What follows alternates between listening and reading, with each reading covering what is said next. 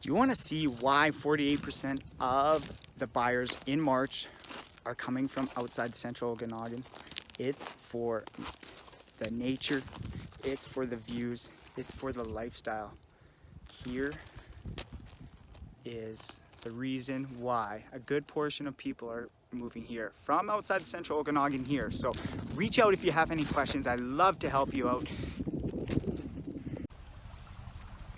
So are you wondering what the real estate market is happening right now in the central Okanagan? Well, this video is going to be for you. This April was another busy month. There was some other factors that also came into play from the provincial and federal governments that really started to play a role in the real estate market here. One of the new introductions was the stress test, and now this is going to be applied for people putting 20% more or down. This right away will probably put a little bit more fuel on the fire for the short-term demand. People on the fringe, they're going to need to make a purchase between now and April, or now and June 1st when it's implemented. So that's something that might put a little bit of fuel for people that are on the fringe on it.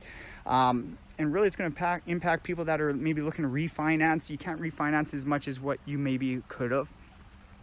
Another impact was put in place from the provincial government with new health orders that we just see that people cannot travel outside their health region for non-essential purposes. Even though real estate is an essential purpose, 48% of our buyers in March were from outside the central Okanagan.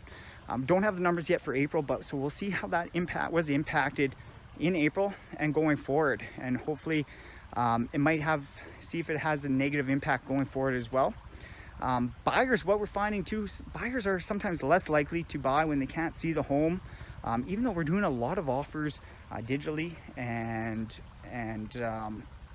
virtually, I'm seeing buyers hold back a little bit because they can't view the home, and just really putting on a hold until they can, maybe the health orders are relaxed, or maybe they're lifted, or something else changes. Maybe their motivation changes, or maybe they have to start moving and really start to dial in and find a place. So those are that is something that we are looking at and keep in mind going forward. Recreational and development investment properties are, in my books, might be down in April just based on this. So we'll see what happens once we get the stats coming out in the middle of the month. And developers are also a little bit worried about the impact of the stress test now being implemented on buyers and what it might impact them down the road. So it's something to keep on watch on.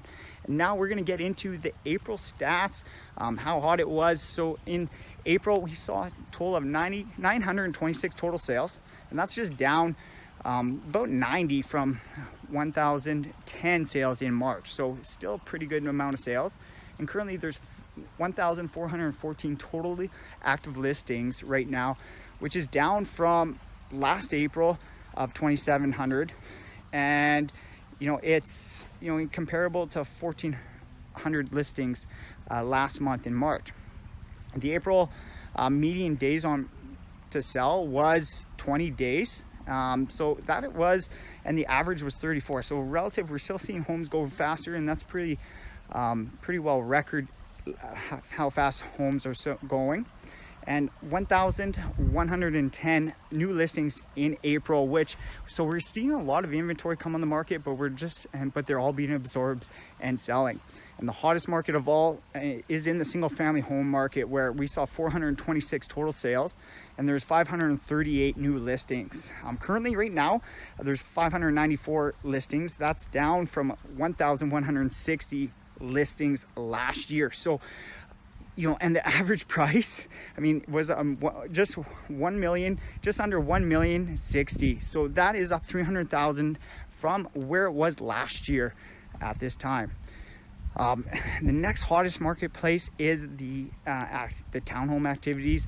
So the townhome sales were 127 versus 40 last April, which obviously was a different market last April. And looking at it, the median days to sell are still pretty hot at 20 days to sell.